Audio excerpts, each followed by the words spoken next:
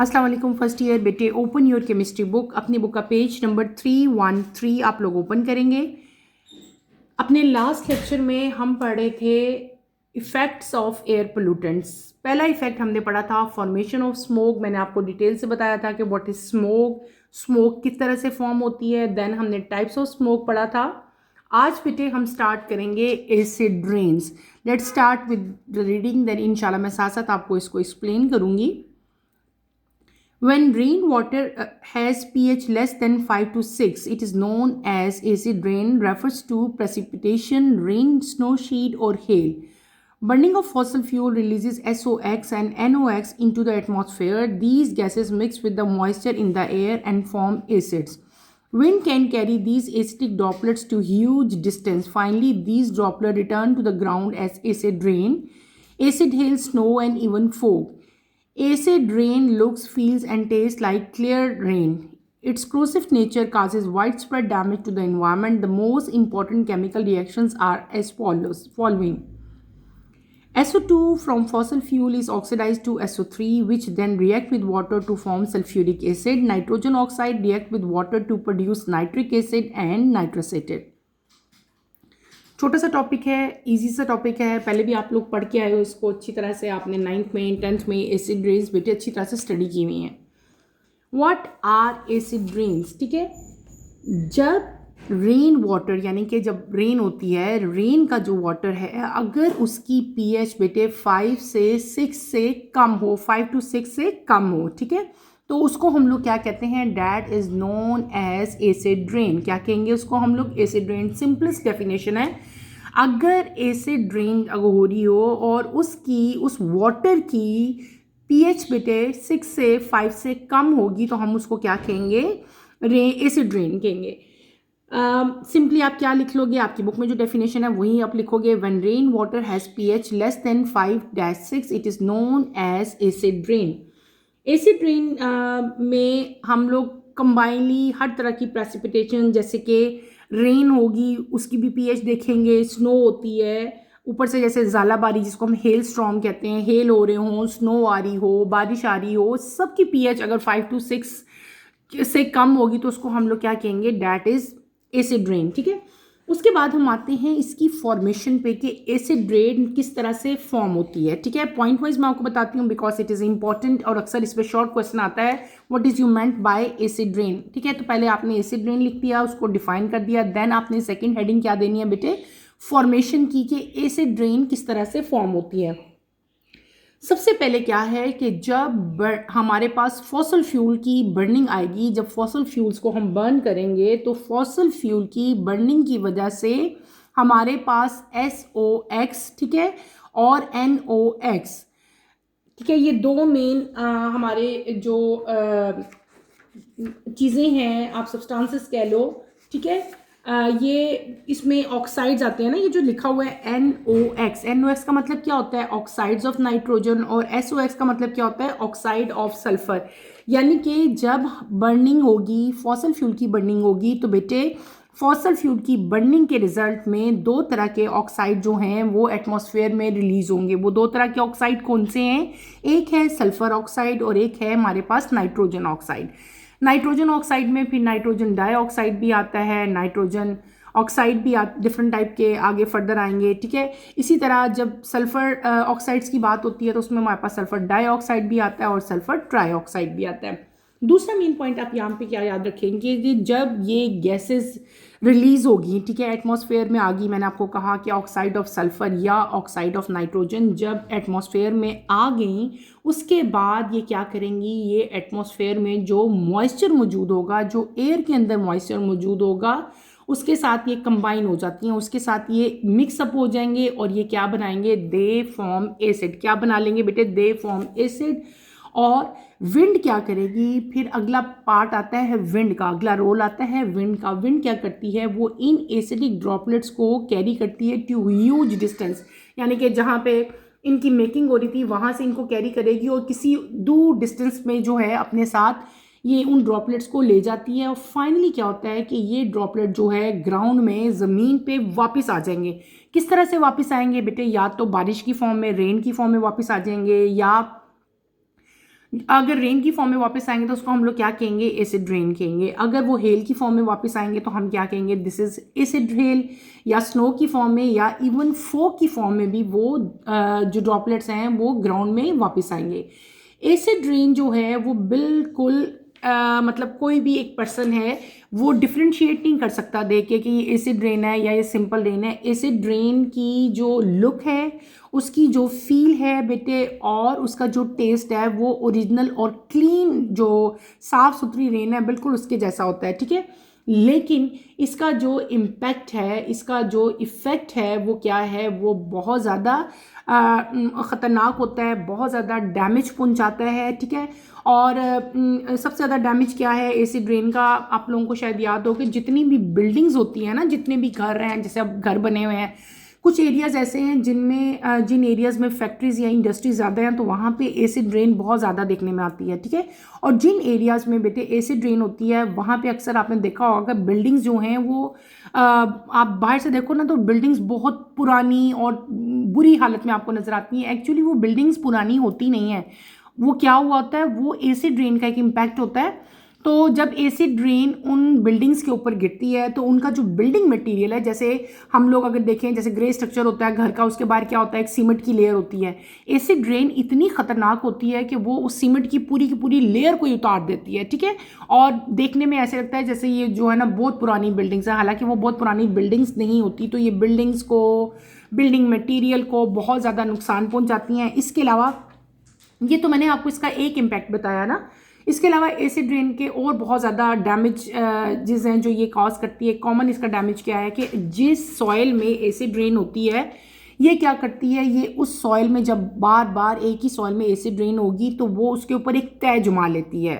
एक acid rain जो है जितने भी उसके अंदर ऑक्साइड्स हैं सॉइल के ऊपर एक तय जम जाती है, एक थिक लेयर जम जाती है डिफरेंट टाइप के ऑक्साइड्स की, और वो सॉइल इस कदर इफेक्टेड होती है उस एसिड रेन से कि उस सॉइल के अंदर कोई भी प्लांट जो है वो ग्रो नहीं करता, ठीक है।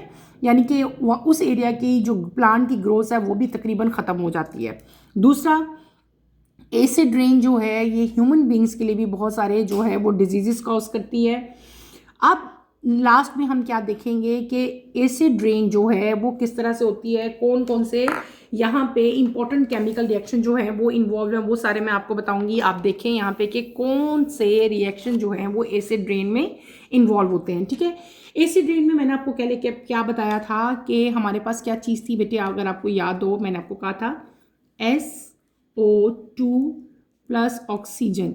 SO2 क्या था, सल्फर डाइऑक्साइड, इसमें ऑक्सीजन मिक्स हुई, आपके पास क्या बन गया, SO3 यानी कि सल्फर ट्राइऑक्साइड बन गया। तो सल्फर के ऑक्साइड जो हैं वो इस तरह से बने। अब ये सल्फर ट्राइऑक्साइड जो है SO3 जब ये मॉइस्चर के साथ, वाटर के ड्रॉपलेट के साथ मिक्सअप होता है तो ये क्या बनाता है, ये बना देगा acid that is known as sulphuric acid, ठीक है। ये एक रिएक्शन होगा।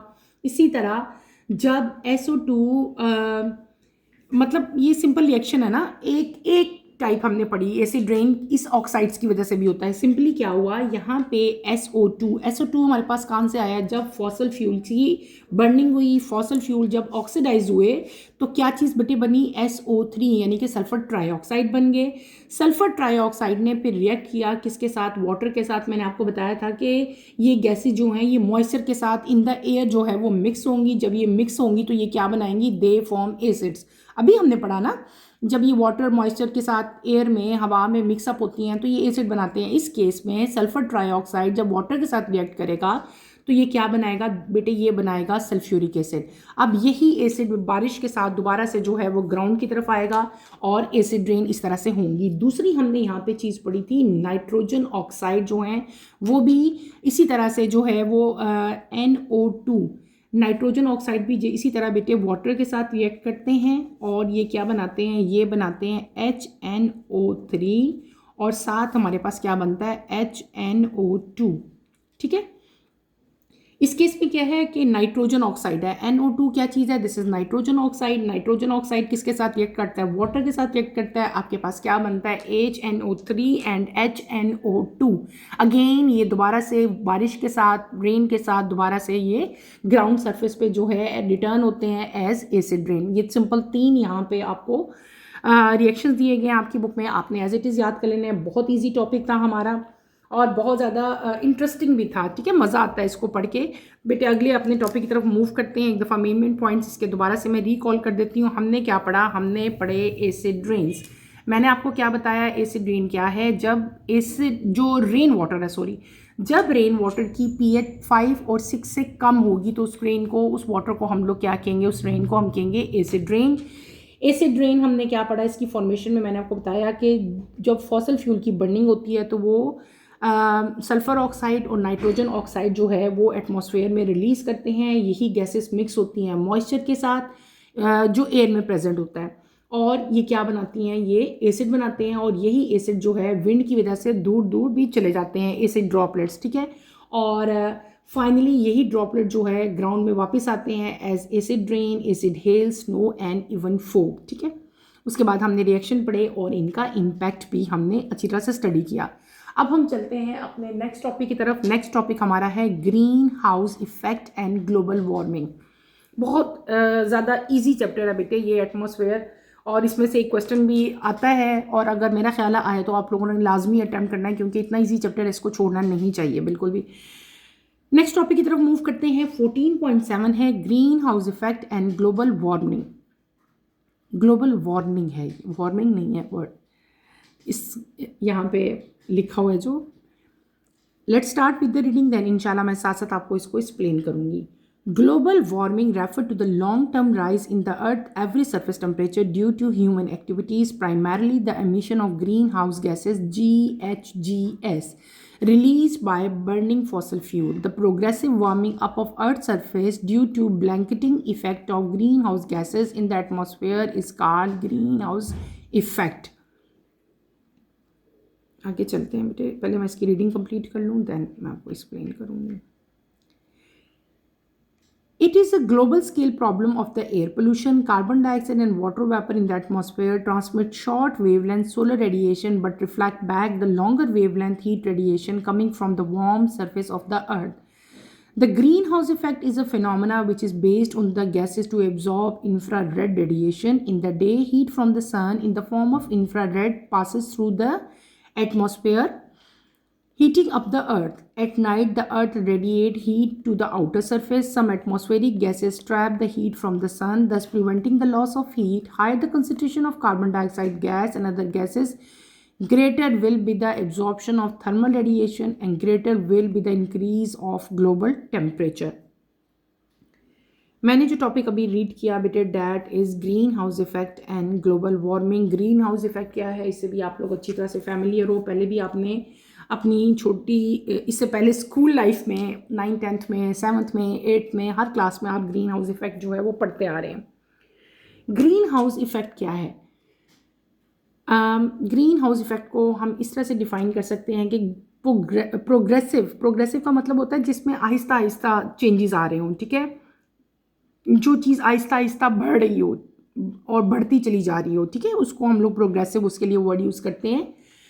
अर्थ की सरफेस की प्रोग्रेसिव वार्मिंग अप, यानी कि ज़मीन की जो सतह है आहिस्ता आहिस्ता उसका गर्म होना due to blanketing effect of greenhouse gases. Greenhouse gases की वजह से उसको हम लोग क्या कहेंगे, ग्रीन हाउस इफेक्ट कहेंगे। आपकी बुक में इसकी डेफिनेशन दी हुई है, आप यही डेफिनेशन याद करोगे। The progressive warming up of the Earth's surface due to blanketing effect of greenhouse gases in the atmosphere is called greenhouse effect. मैंने आपको पहले ही बताया कि आहिस्ता आहिस्ता बतरीज क्या हो रहा है कि अर्थ का जो इंटरनल टेम्परेचर है वो इंक्रीज़ हो रहा है। अर्थ जो है वो वार्म अप हो रही है, टेम्परेचर इंक्रीज़ हो रहा है। और ये जो टेम्परेचर इंक्रीज़ हो रहा है बेटे, ये किस वजह से हो रहा है? ये हो रहा है ग्रीन हाउस की गैसेस की वजह से, ठीक है। और ये गैसेस जो हैं ये अर्थ के ऊपर, जो हमारे एटमॉस्फेयर है उसके ऊपर क्या कर लेती हैं, एक ब्लैंकेट इफेक्ट कर लेती हैं, ठीक है। इस इफेक्ट को हम लोग क्या कहते हैं, ग्रीन हाउस इफेक्ट करते हैं। और आपने अक्सर फिनोमेना सुना होगा ग्लोबल वार्मिंग का। ग्लोबल वार्मिंग क्या फिनोमेना है? अर्थ की पूरी सरफेस लॉन्ग टर्म, यानी कि बहुत देर से आहिस्ता आहिस्ता अर्थ का जो एवरेज सरफेस टेम्परेचर है वो क्या हो रहा है, वो आहिस्ता आहिस्ता इंक्रीज़ हो रहा है। इंक्रीज़ होने के बहुत सारे रीजंस हैं। मेन रीज़न यहाँ पे क्या है, ह्यूमन बीइंग की एक्टिविटी, जैसे कि इंडस्ट्रीज़ हैं, फैक्ट्रीज़ हैं, व्हीकल्स जो हैं वो रोज़ बरोज़ बढ़ते जा रहे हैं। इसके अलावा ग्रीन हाउस गैसेज, जिनको कंबाइनली हम लोग क्या कहते हैं, GHGs कहते हैं। जब ये फॉसल फ्यूल बर्न होते हैं, आपको पता है जब फॉसल फ्यूल बंद होते हैं तो हमारे पास क्या आता है, सल्फ़र ऑक्साइड्स आते हैं, नाइट्रोजन ऑक्साइड्स आते हैं। इन गैसेस की एमिशन की वजह से क्या होता है कि टेम्परेचर जो अर्थ का है वो इंक्रीज़ होता है, जिसको हम लोग क्या कहते हैं, ग्लोबल वार्मिंग कहते हैं। ठीक है, तो दो मेन यहाँ पे ग्लोबल वार्मिंग के रीज़न हुए, एक हो गया ह्यूमन एक्टिविटीज़ और एक हमने क्या कर लिया, बर्निंग ऑफ फॉसल फ्यूल्स। यहाँ पे आप ग्रीन हाउस इफेक्ट की डेफिनेशन भी याद करोगे और आप यहाँ पे ग्लोबल वार्मिंग की डेफिनेशन भी आपने यहाँ पे याद करनी है। तो ये जो एयर पोल्यूशन है जो हम अभी तक पढ़ते आ रहे हैं, सारे हमने एयर पोल्यूटेंट पढ़े। एयर पोल्यूशन मैंने आपको डिटेल से बताई। एयर पोल्यूशन सिर्फ पाकिस्तान में नहीं है कि हम कहें कि सिर्फ पाकिस्तान में है या इंडिया में है। एयर पोल्यूशन ओवरऑल पूरे वर्ल्ड का जो है वो एक प्रॉब्लम है, पूरा वर्ल्ड ही जो है वो इससे इफ़ेक्ट हो रहा है। ठीक है, और इस केस में बेटे जो कार्बन डाइऑक्साइड है और जो वाटर वेपर एटमॉस्फेयर में प्रेजेंट होते हैं, ये क्या करते हैं, ये ट्रांसमिट होते हैं, ये ट्रांसमिट शॉर्ट वेवलेंथ जो सोलर रेडिएशन है उनको ये ट्रांसमिट करते हैं और रिफ्लेक्ट बैक करते हैं विद लॉन्गर वेवलेंथ। ठीक है, और लॉन्गर वेवलेंथ हीट रेडिएशन के साथ।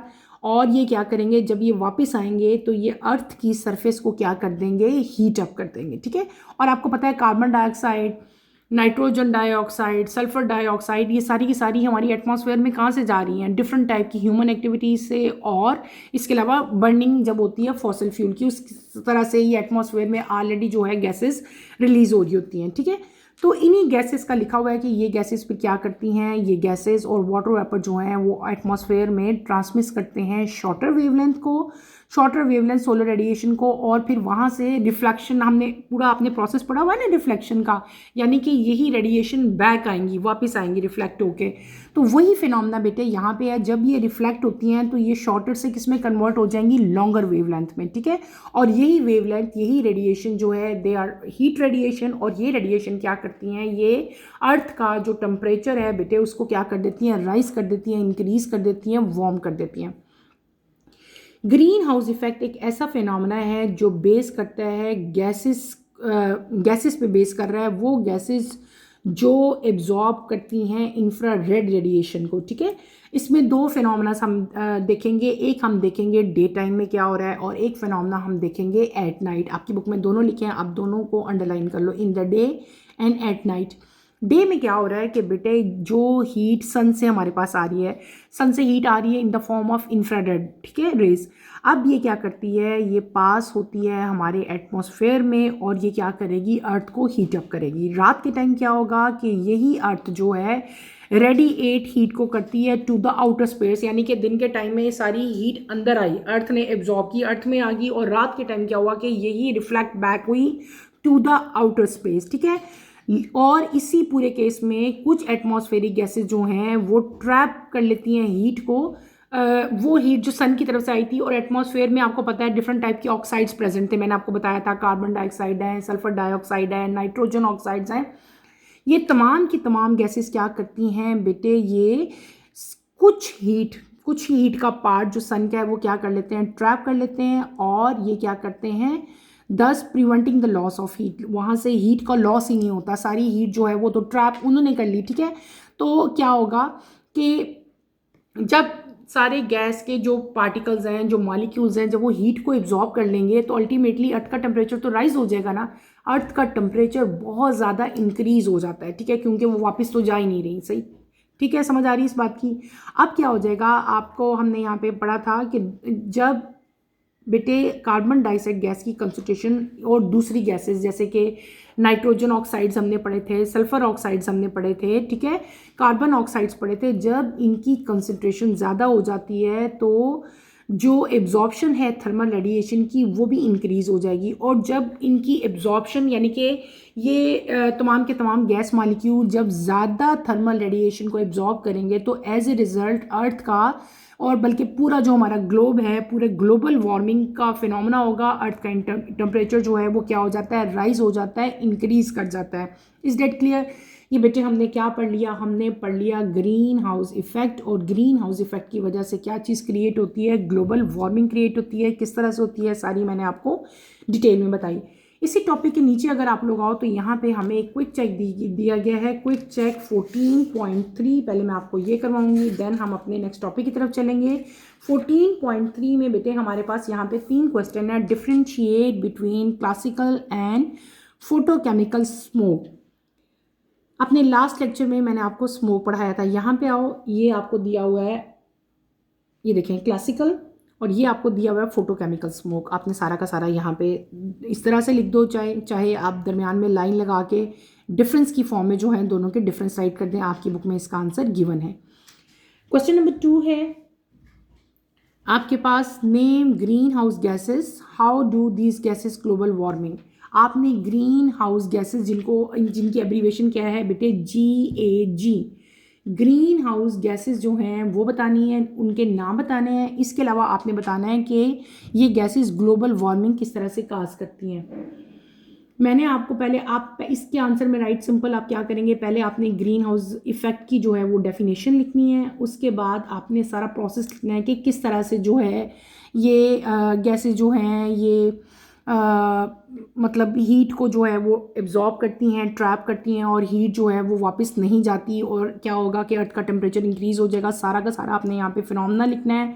और यहाँ पे पूछा हुआ है नेम गैसेस, तो गैसेस में आप लोग यहाँ पे लिख दोगे कार्बन डाइऑक्साइड गैस है, नाइट्रोजन ऑक्साइड है, सल्फर ऑक्साइड्स हैं, ठीक है, डिफरेंट टाइप की यहाँ पे गैसेस इन्वॉल्व हैं। और how do this gases cause global warming, ये लास्ट पैराग्राफ जो मैंने अभी आपको पढ़ाया है, उससे पहले वाला भी, ये यहाँ से लेकर यहाँ तक आपने सारा का सारा इसके आंसर में बेटे राइट करना है। लास्ट क्वेश्चन है, right a balance equation including state symbol showing the formation of sulphuric acid from atmospheric sulphur dioxide और सल्फर ट्राइऑक्साइड। ठीक है, सल्फर ट्राइऑक्साइड, और ये देखो ट्राई में होगा SO3 और डाई में क्या होगा SO2। अभी मैंने आपको ये तीनों रिएक्शन, यहाँ पे दोनों रिएक्शन बल्कि 3 करवाए थे।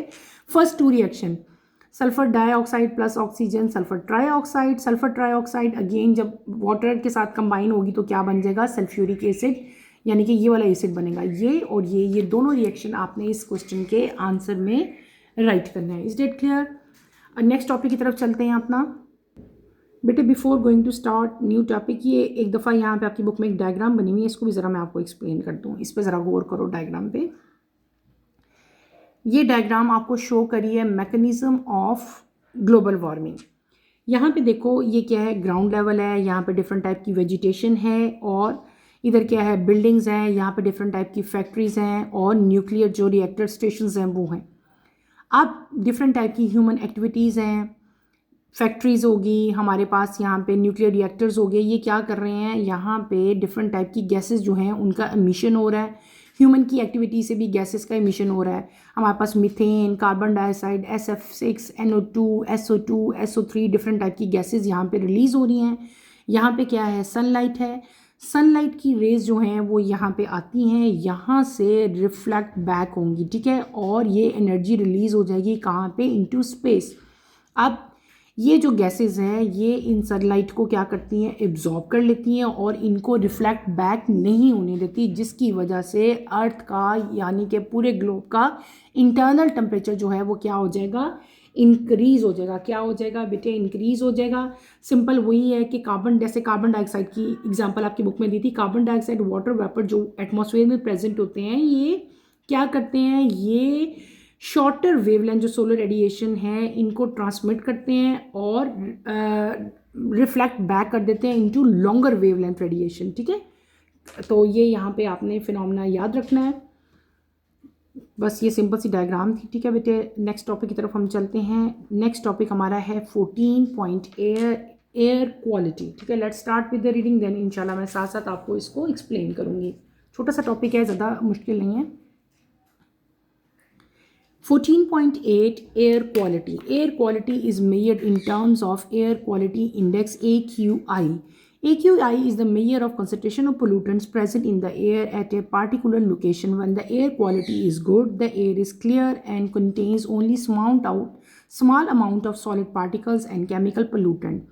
Poor air quality, which contain high level, is often hazy and dangerous to health and the environment.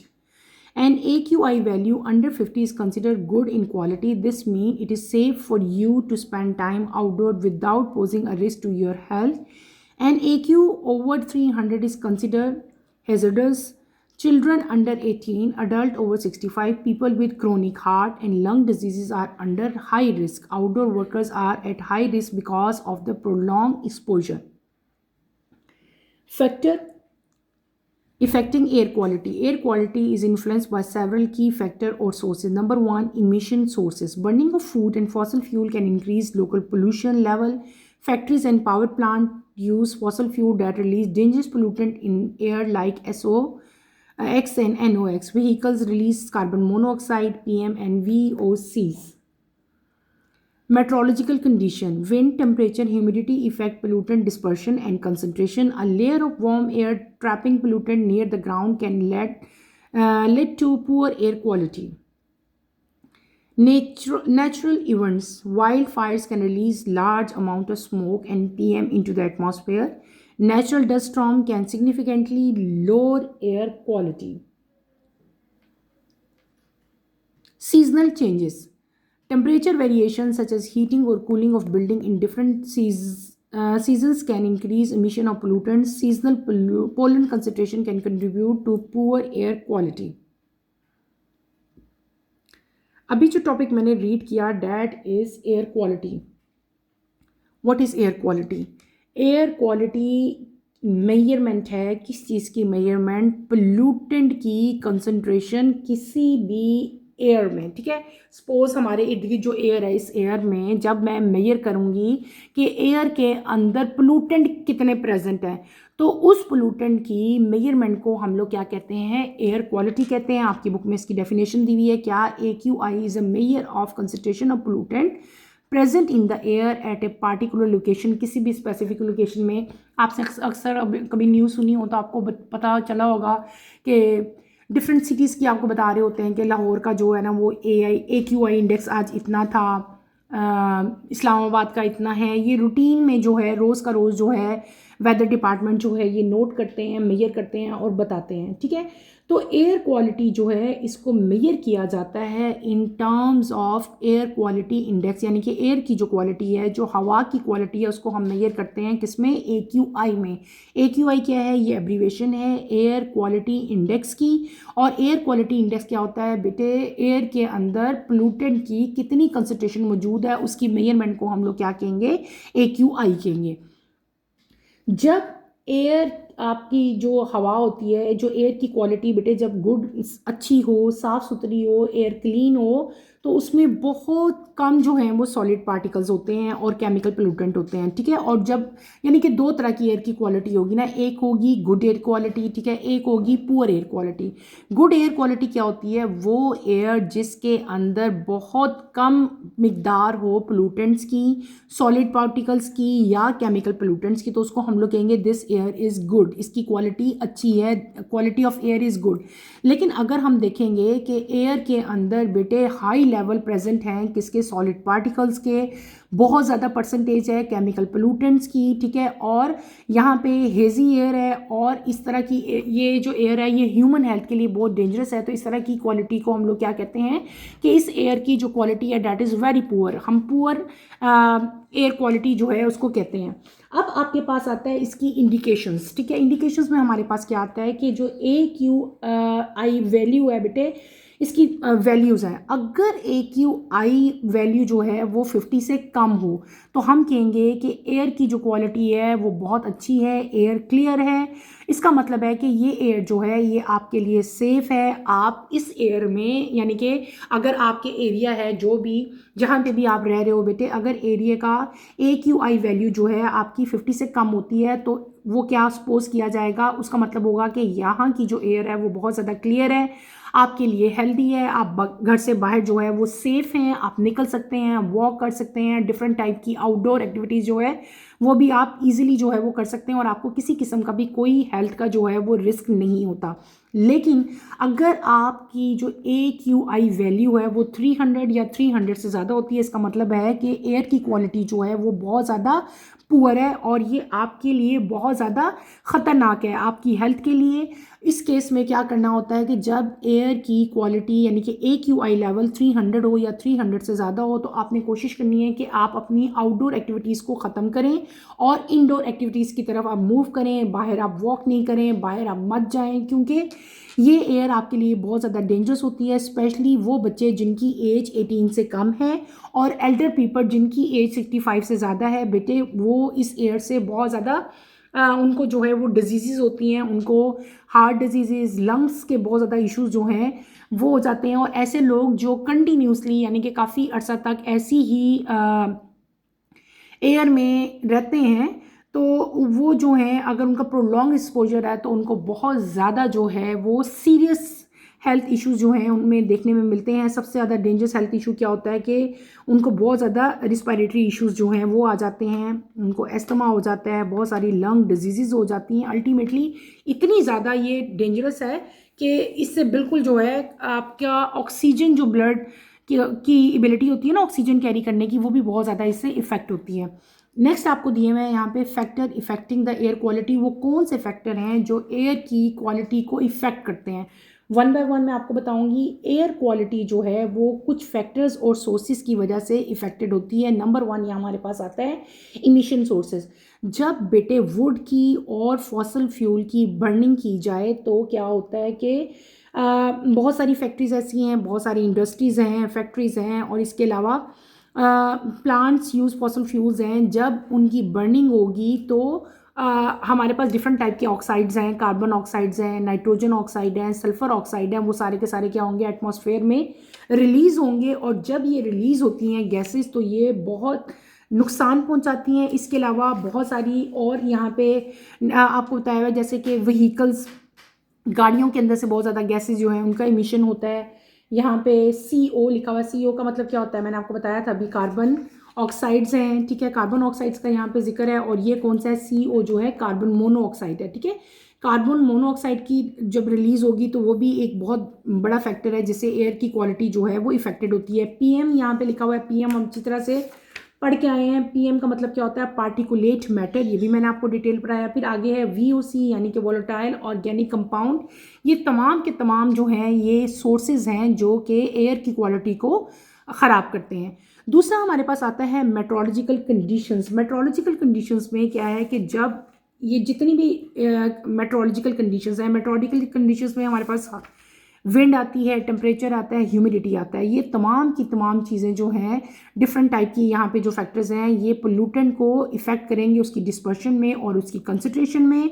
और एक वार्म एयर की जो जैसे ह्यूमिडिटी अगर ज़्यादा हो अगर बाहर एटमॉस्फेयर में, तो वो क्या करती है, वो डिफरेंट टाइप के पोल्यूटेंट जो एयर के अंदर शामिल होते हैं वो उनको ट्रैप कर लेती है, ठीक है, जिसकी वजह से एयर की क्वालिटी जो है वो ख़राब होती है, पुअर हो जाती है।